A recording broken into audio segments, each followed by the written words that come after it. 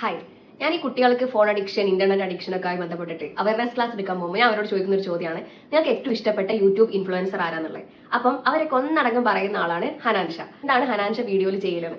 അപ്പൊ അവർ പറഞ്ഞ് spending time with friends, enjoying life, family ആയിട്ട് ടൈം സ്പെൻഡ് ചെയ്യുന്നത്, ഫ്രണ്ട്സുമായിട്ട് ട്രിപ്പ് പോകുന്നത്, പിന്നെ പാരന്റ്സുമായിട്ട് ഭയങ്കര ജെന്റിലായി സ്നേഹത്തോടെ പെരുമാറുന്നത്, ഇതൊക്കെയാണ് അവർ വീഡിയോയിൽ ചെയ്യുന്നത്. അപ്പൊ ഞാൻ വീണ്ടും കുട്ടികളോട് ചോദിച്ചു, are you doing the same?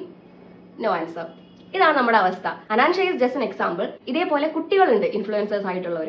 പാട്ട് പാടിയിട്ടും ഡാൻസ് കളിച്ചിട്ടും അഭിനയിച്ചിട്ടൊക്കെ വീഡിയോസ് ഉണ്ടാക്കുന്ന കുട്ടികളുണ്ട്.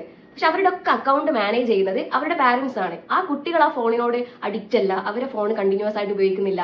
പക്ഷെ ഇത് കാണുന്ന ഓഡിയൻസ് ആയിട്ടുള്ള കുട്ടികളെ അവർ ആലോചിക്കണില്ല. ഈ ഫോണിൽ വ്ളോഗ്സ് ഇടുന്ന ആൾക്കാർ they are actually enjoying their life. And കാണുന്ന നമ്മളോ we are addicted, we are not enjoying അവർ ലൈഫ്. നമ്മൾ നമ്മുടെ ലൈഫിൽ ഹാപ്പി മൊമെന്റ്സ് ഉണ്ടാക്കുന്നില്ല, ഫ്രണ്ട്സുമായിട്ട് ടൈം സ്പെൻഡ് ചെയ്യുന്നില്ല, ഫാമിലിയുമായിട്ട് ടൈം സ്പെൻഡ് ചെയ്യുന്നില്ല, ഉമ്മാനോട് ഉപ്പാനോട് ഭയങ്കര ജെന്റിലായിട്ട് സംസാരിക്കാനോ ഒന്നും നമുക്ക് പറ്റുന്നില്ല.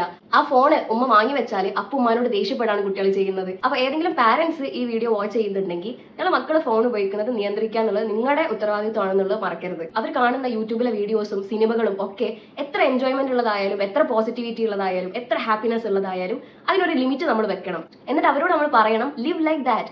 അവർ ചെയ്യുന്ന പോലെ നീ നിന്റെ ലൈഫ് എൻജോയ് ചെയ്യ് എന്നുള്ള ഒരു മെസ്സേജ് നമ്മൾ നമ്മുടെ മക്കൾക്ക് കൊടുക്കണം.